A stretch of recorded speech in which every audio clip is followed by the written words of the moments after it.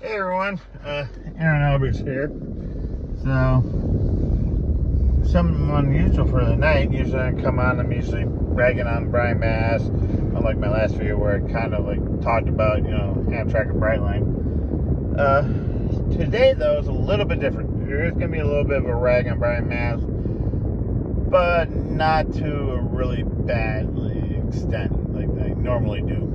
Today I'm actually going to be talking about an opinion article that appeared in the Palm Beach Post via the TC Palm, Treasure Coast newspaper, and it was really well written.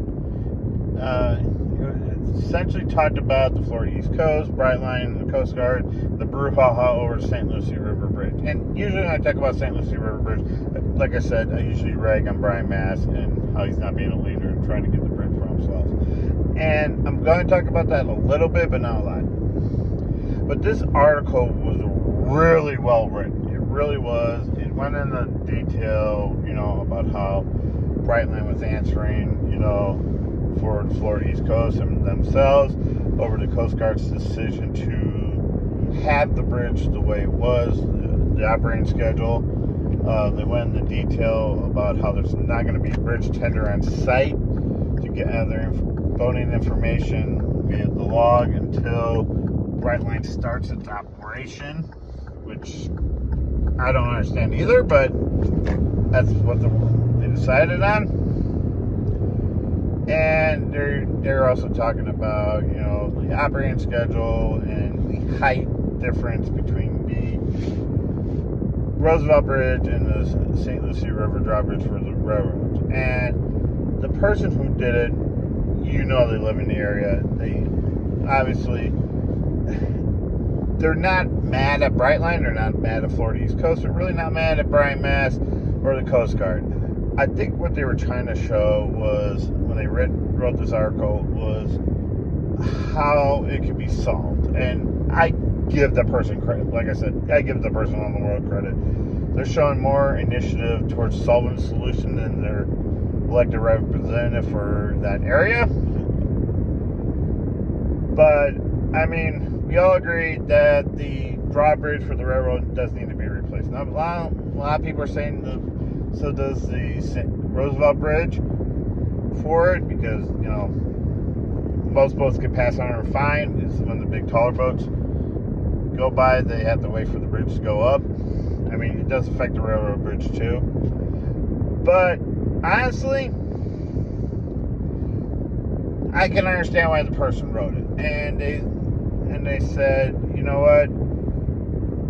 There's studies not being done right now. There is plans to replace it, but they have to do studies first. The cost is upward to $100 million. It can be done through, a loan through the federal government, how the infrastructure bills that were passed, other methods as well. And I agree with it. The bridge does need to be replaced. Where I disagree with the writer, and like I said, it's not on the writer. They were trying to be very neutral in the writing. It was a really good article.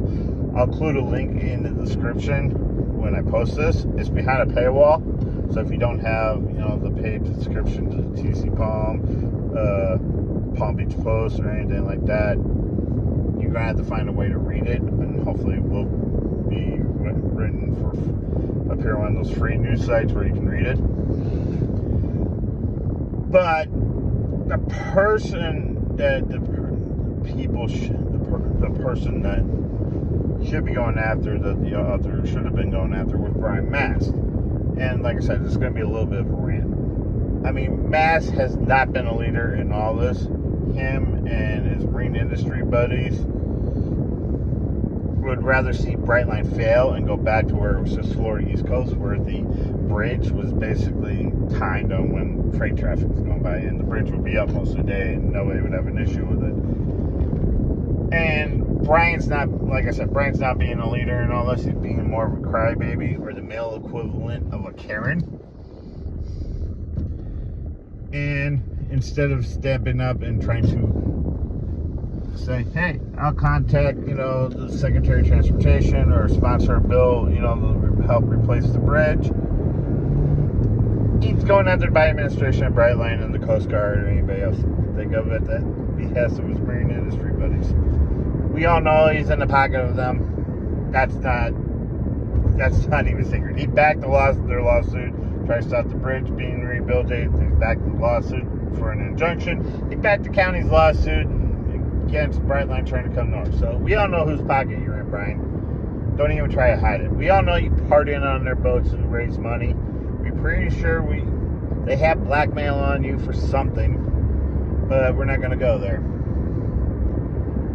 But in the end, like I said, it was a really well-written article. It went into details about, how it's a vital industry, vital waterway for everybody, the state, the federal, boaters from up and down the east coast of Florida and across the state. So it was a really well-written article, and I hope the person who wrote it writes another one and let us know what to continue with. But